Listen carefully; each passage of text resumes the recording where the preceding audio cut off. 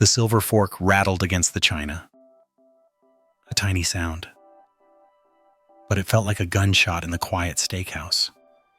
Under the crisp white tablecloth, a large hand was wrapped around my thigh. It wasn't a mistake. And it wasn't a brush of fabric, it was a grip. The heat of his palm burned straight through my slacks, across the table.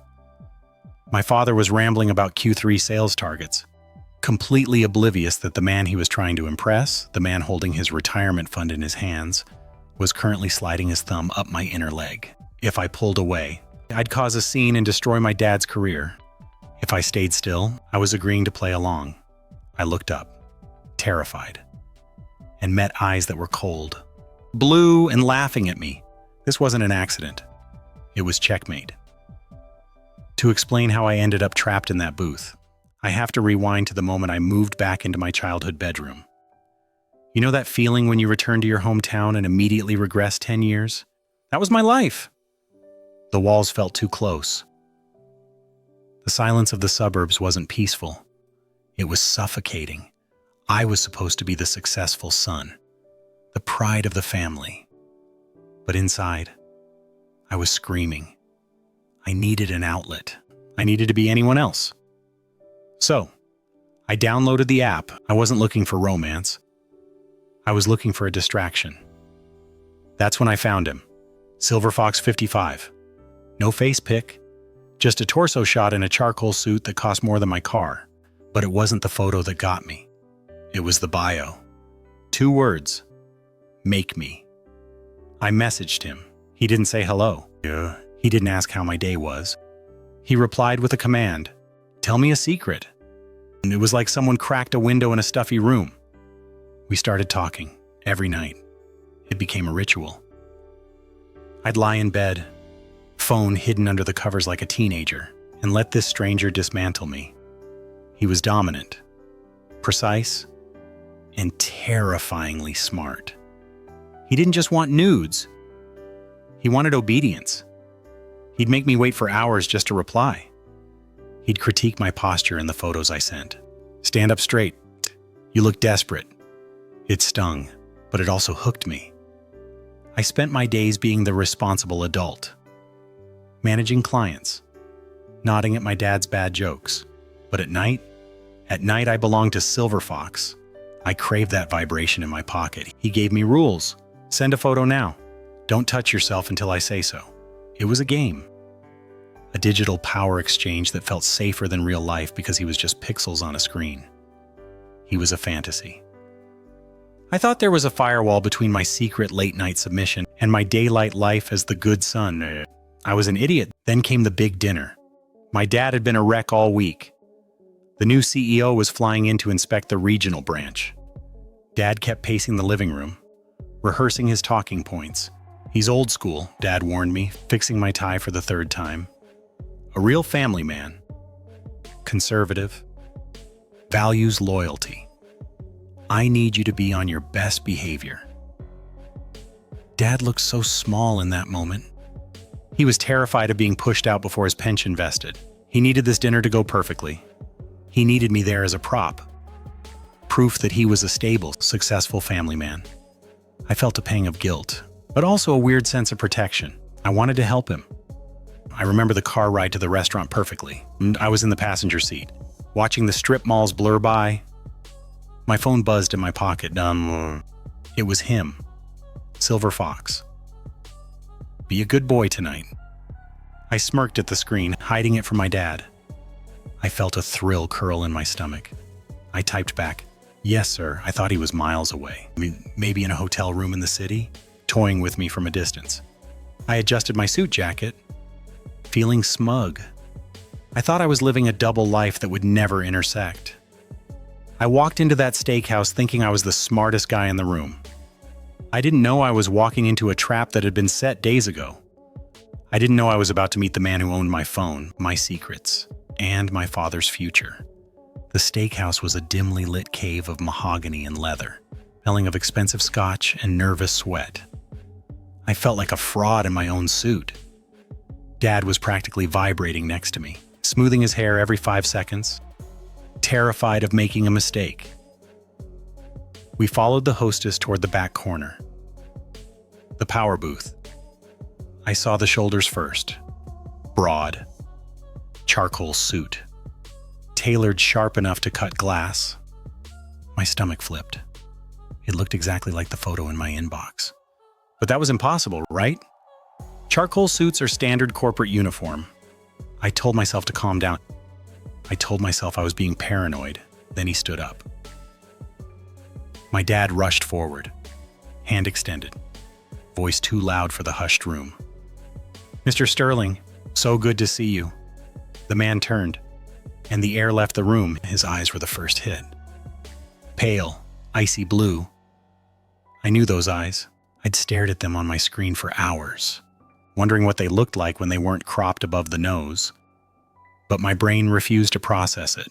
Coincidence, I thought. Just a cruel coincidence. Then he reached out to shake my dad's hand. And the overhead light caught his pinky finger. Gold. Heavy. A lion crest worn smooth by time. My blood ran cold. I knew that ring. I knew the weight of it. I'd seen it gripping a steering wheel in a photo sent at 3 a.m. I'd seen it resting on a hotel pillowcase next to a black silk tie. The firewall in my head didn't just crack. It exploded. "And this must be the son I've heard so much about," he said. The voice. Deep. Baritone, sir. Smooth as bourbon. It was the same voice that had left a 30-second audio note on my phone yesterday telling me exactly how I needed to beg. My dad nudged me, oblivious. "This is him. This is my boy." I forced my hand out. It was shaking. "Nice to meet you, sir," I choked out. His hand engulfed mine. Warm, dry, strong. He didn't just shake it. He held it. He squeezed, just a fraction too hard. And I felt his thumb pressed deliberately into the soft skin between my fingers. It was a test. He was checking my pulse. He looked me dead in the eye. And the corner of his mouth twitched. A smirk. He knew. He absolutely knew. "Please," he said, gesturing to the booth. "Sit."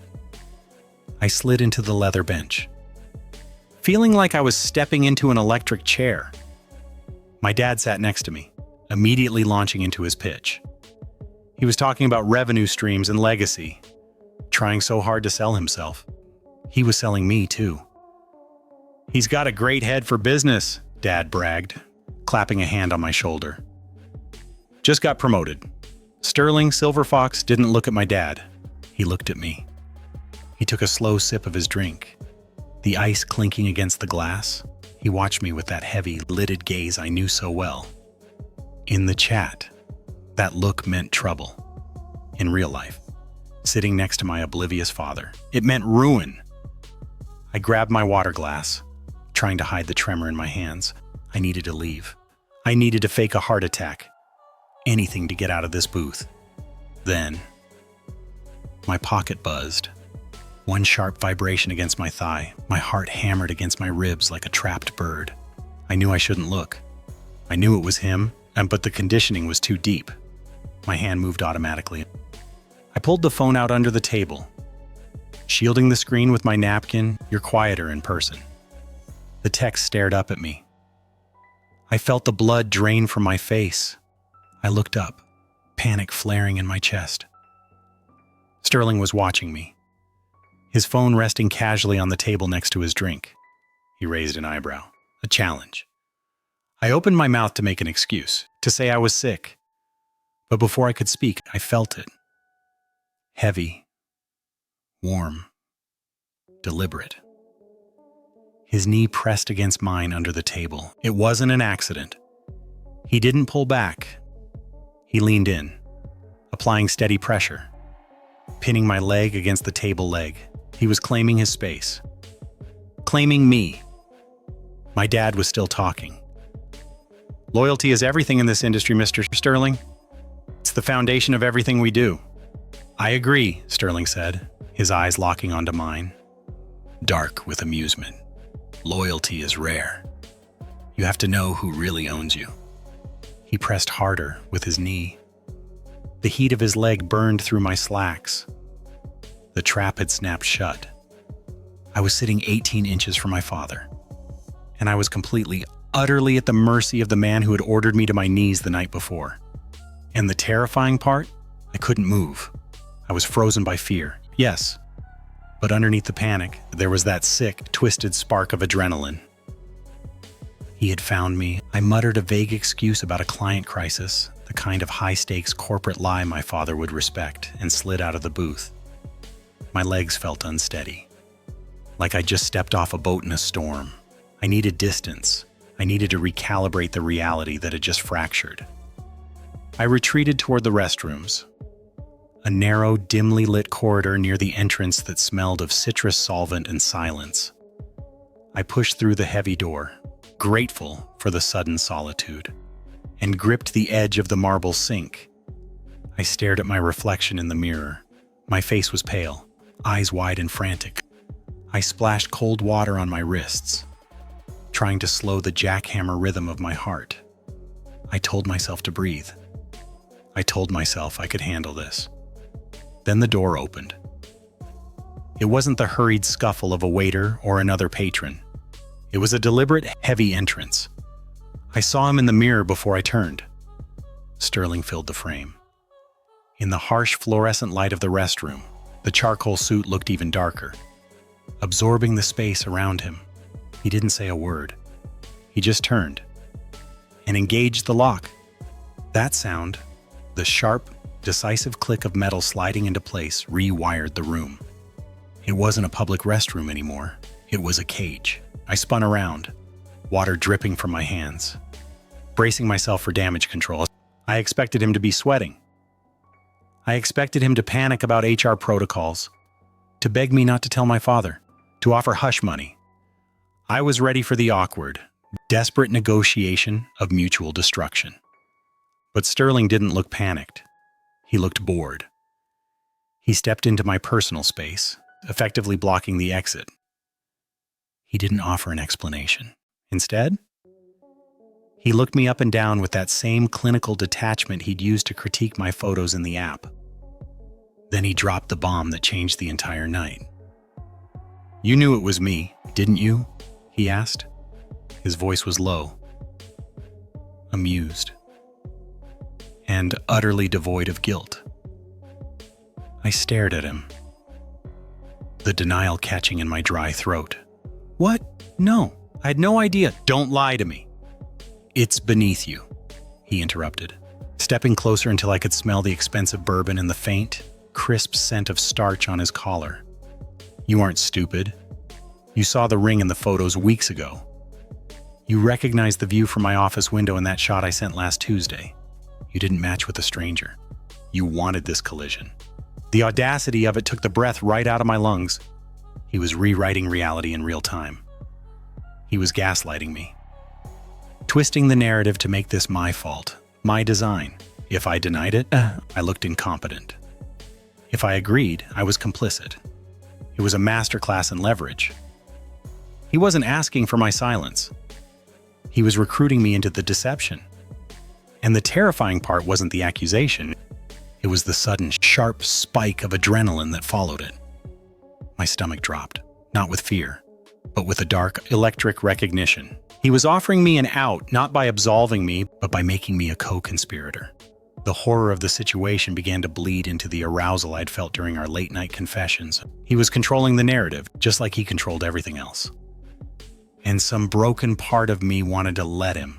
He reached out, his knuckles grazing my jawline, and adjusted my tie. It was a gesture that looked paternal but felt possessive. "Fix your face," he commanded softly. "Don't keep your father waiting. He worries about your future. And now so do I."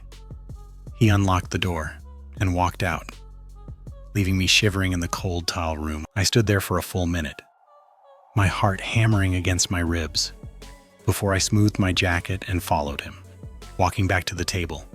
The restaurant looked different. The threat hadn't dissipated, but the hierarchy had inverted. My father was no longer the authority figure at the table. He was the audience. The man cutting his steak with surgical precision held my career, my father's pension, and my darkest secrets in one hand. and as I slid back into the booth, I realized I didn't want to run anymore. I wanted to see what he would do next. Sterling raised his glass of Cabernet, the crystal catching the candlelight. "To family," he said, his eyes locking onto mine over the rim, a private toast to our shared ruin. The phone in my pocket felt heavy, like a loaded weapon waiting to go off. I drank, the wine turning sour in my mouth, knowing the safe life was over. Have you ever held a secret that could destroy the room you're standing in? Subscribe to see how long I can keep this one.